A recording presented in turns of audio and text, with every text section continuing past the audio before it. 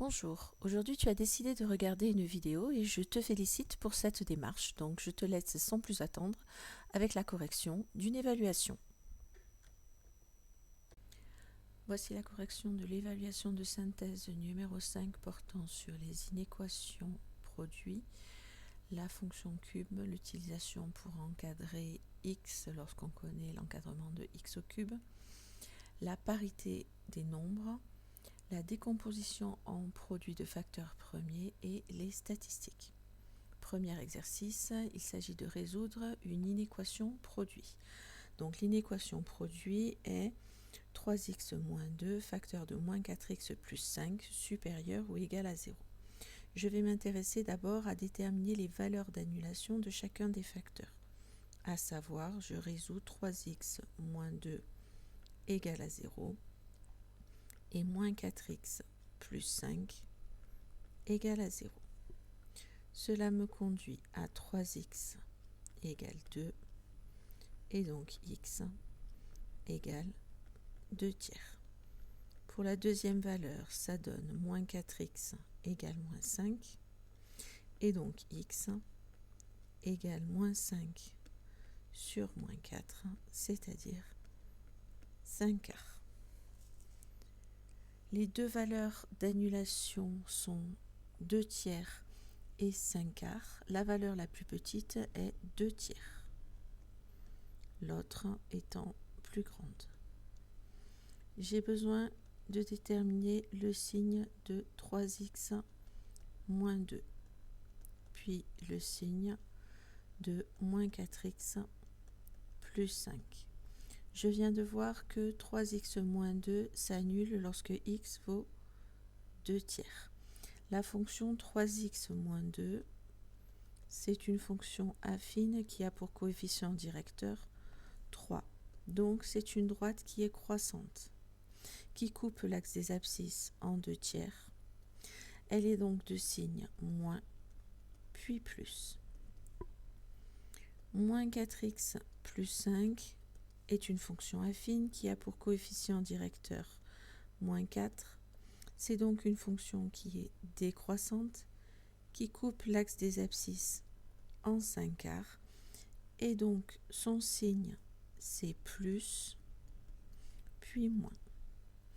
Je peux, grâce au signe de chacun des facteurs, déterminer le signe de 3x moins 2, facteur de moins 4x plus 5. Moins fois plus, ça fait moins. 0 fois quelque chose, ça fait 0. Plus fois plus, ça fait plus. Quelque chose fois 0, ça fait 0. Et plus fois moins, ça fait moins. Je cherche à résoudre 3x moins 2, facteur de moins 4x plus 5, supérieur ou égal à 0. Donc je veux que le produit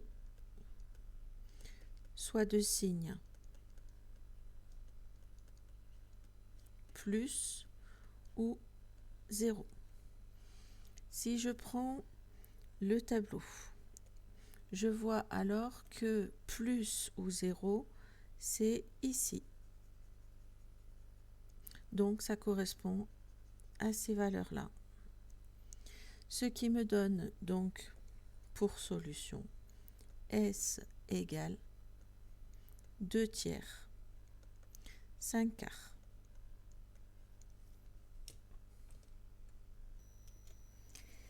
Exercice 2. À l'aide de la représentation graphique de la fonction cube ci-contre, donner un encadrement de x, sachant que moins 1 est inférieur ou égal à x au cube, qui est inférieur à 27. Donc, je vais représenter sur la représentation graphique les valeurs de x au cube. X au cube sont sur l'axe des ordonnées, donc je sais qu'on est entre moins 1, alors ça ne sera pas proportionnel, c'est vraiment qu'un schéma, et 27 ici. Donc ça veut dire que je me situe sur cette portion-là de l'axe des ordonnées. La valeur de moins 1 est prise puisque c'est inférieur ou égal à moins 1. La valeur 27 par contre est exclue puisque c'est strictement plus petit que 27. à ce moment-là, lorsque je suis sur cette partie-là de l'axe des ordonnées, je vais être sur cette partie-là de la courbe. La partie que j'assure ici.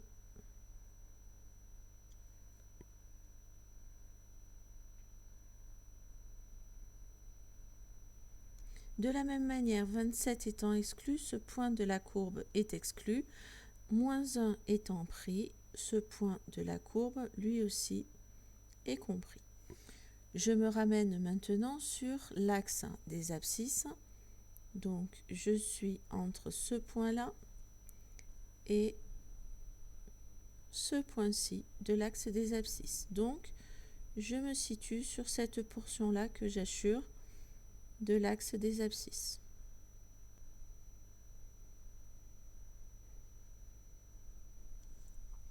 La valeur ici est comprise, donc c'est fermé.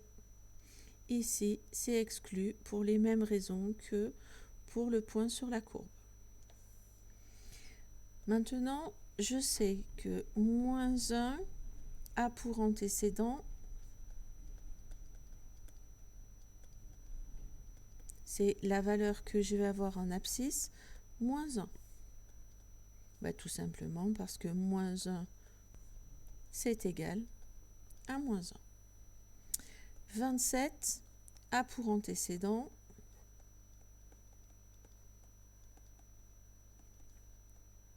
3, car 3 au cube, ça fait 27.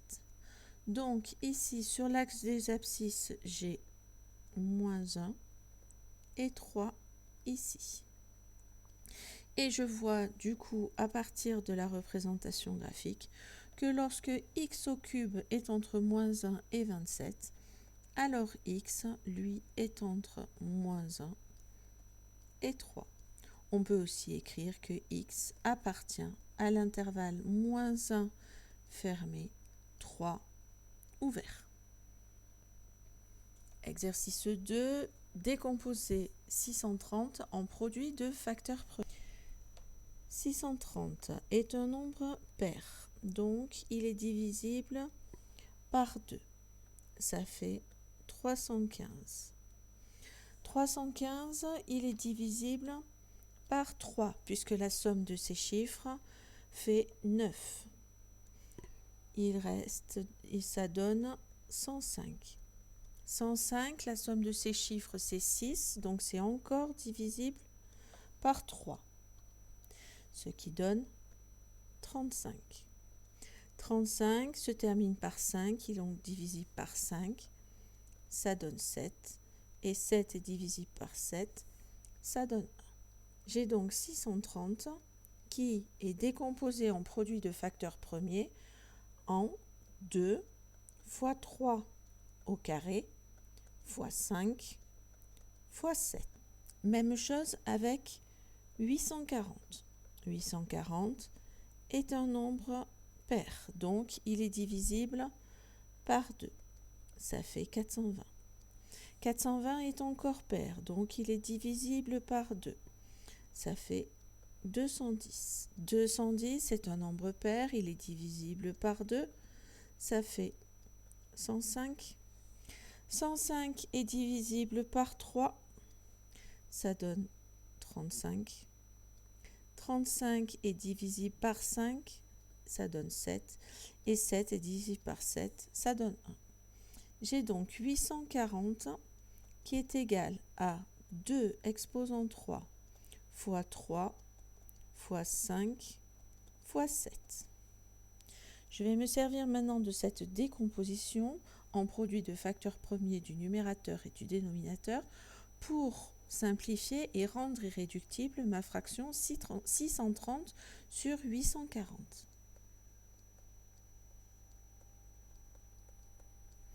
630, on a vu que c'était 2 fois 3 au carré fois 5 fois 7. Et 840, c'est 2 au cube fois 3 fois 5 fois 7. Je peux donc simplifier par 7. Je peux simplifier par 5. Il me reste 2 fois 3 au carré, mais 3 au carré, c'est 3 fois 3. 2 au cube, c'est 2 fois 2 au carré, et le fois 3. Je peux encore faire des simplifications. Je peux simplifier par 3, et je peux aussi simplifier par 2. Il me reste donc 3 sur 2 au carré, ce qui est égal à 3 quarts. Exercice 4. Soit n un entier naturel, on donne a égale 5n plus 1. Choisir 3 valeurs de n qui soient paires, puis calculer alors la valeur de a. Prenons par exemple n égale 2. À ce moment-là, a est égal à 5 fois 2 plus 1, ce qui fait 11. Si je prends n égale 10, a est égal à 5 fois 10 plus 1, ce qui fait 51. Si je prends n égale 8, a est égal à 5 fois 8 plus 1, ce qui fait 41. Pour les 3 valeurs de n que j'ai choisies, a est égal à 11, 51 et 41. Les valeurs de a sont des nombres qui sont impairs. Donc a semble impair. Nous allons le démontrer. Pour cela, on suppose que n est pair. Donc, n va s'écrire 2 fois k. Et on va montrer que a va être égal à 2 fois un nombre k plus 1. Je prends le calcul de a. Je sais qu'il est égal à 5n plus 1, c'est-à-dire 5 fois 2 fois k plus 1, ce qui fait 5 fois 2 fois k plus 1. Moi, je veux écrire a sous la forme 2 fois quelque chose plus 1. Si je mets 2 en facteur, il me reste 5 fois k, puis plus 1. Ça, c'est ce que j'appelle mon grand K. Et j'ai donc bien a qui s'écrit 2 fois grand K plus 1. Donc a est bien impair. Et je l'ai démontré, quelle que soit la valeur de n pair que j'ai choisie. Passons à l'exercice 5. Un jardinier mesure la hauteur en centimètres de 85 plants de tomates. Les tailles observées sont données dans le tableau ci-dessous. Donc on donne la taille du plant de tomates avec l'effectif, c'est-à-dire le nombre de plants qui correspond. Vous écrirez les calculs que vous avez effectués, même partiellement. Première question, quelle est l'étendue de cette série? L'étendue, c'est le maximum moins le minimum. Ici, le maximum, c'est 70, le minimum, c'est 30, qui correspondent aux tailles observées, maximale et minimale, ce qui fait 40. Donc, l'étendue est de 40 cm. Deuxième question, déterminer la moyenne de cette série. Pour déterminer la moyenne que j'appelle x bar, je fais la taille multipliée par l'effectif et je fais la somme, ce qui donne 30 fois 5 plus 40 fois 22 plus 50 fois 33 plus 60 fois 18 plus 70 fois 7, le tout divisé par l'effectif total qui est obtenu en faisant 5 plus 22 plus 33 plus 18 plus 7, mais dans l'énoncé on nous dit qu'il y a 85 plants, donc l'effectif total est de 85. On obtient alors une somme au numérateur qui est de 4250 divisé par 85, ce qui donne une moyenne qui est égale à 50. la moyenne est de 50 cm. Complétez la ligne du tableau carré des écarts à la moyenne. Ça correspond à quoi? C'est le carré, les écarts à la moyenne. Donc c'est x bar moins chacune des valeurs x et y. Je dois donc calculer 50 moins 30 au carré. Ça fait 20 au carré, ce qui fait 400. Ensuite, je fais 50 moins 40 au carré, ça fait 10 au carré, ça fait 100. 50 moins 50 au carré, ce qui fait 0 au carré, et donc 0. Ensuite, 50 moins 60 au carré, ce qui fait moins 10 au carré, ça fait 100. Et puis, 50 moins 70 au carré, ce qui fait moins 20 au carré, ce qui fait 400.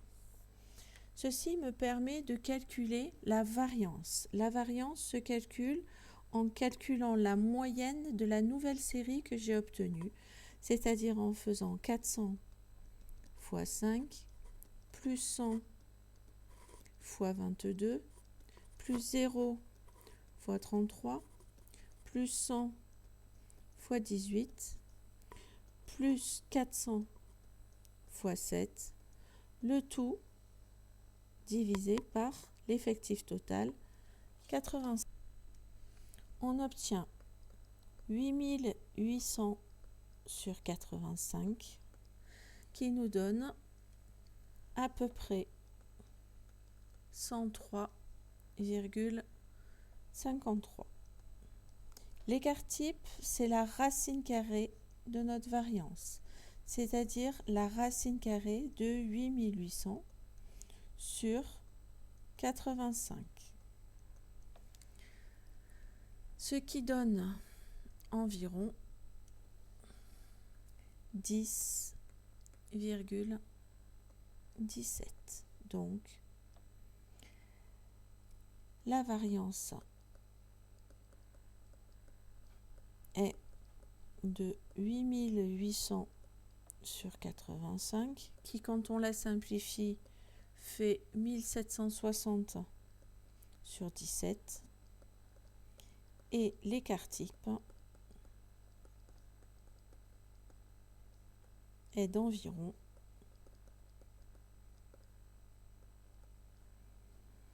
10,17. Question 4. Compléter la ligne du tableau effectif cumulé croissant. Pour cela, je dois ajouter les effectifs lorsque j'arrive petit à petit à eux.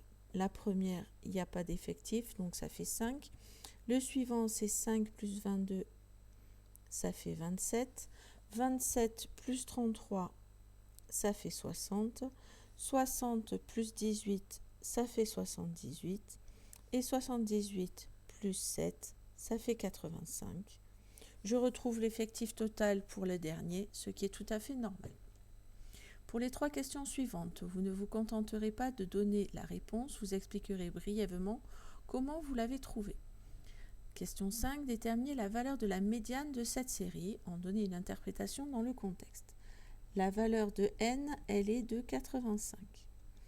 Je calcule n sur 2, c'est-à-dire 85 divisé par 2. Ça fait 42,5. Donc, la médiane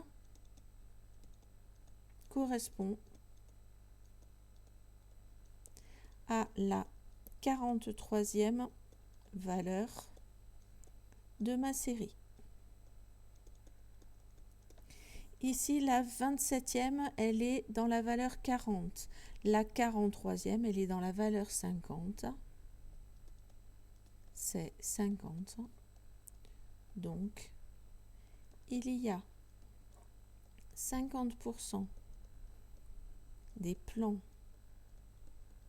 de tomates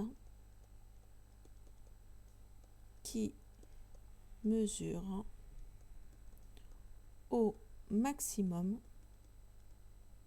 50 cm. Donc la médiane, c'est cette valeur de 50 que je viens de trouver. Déterminer la valeur du premier quartile de cette série. Pour cela, je calcule n divisé par 4. Je dois donc calculer 85 divisé par 4, ce qui donne 21,25.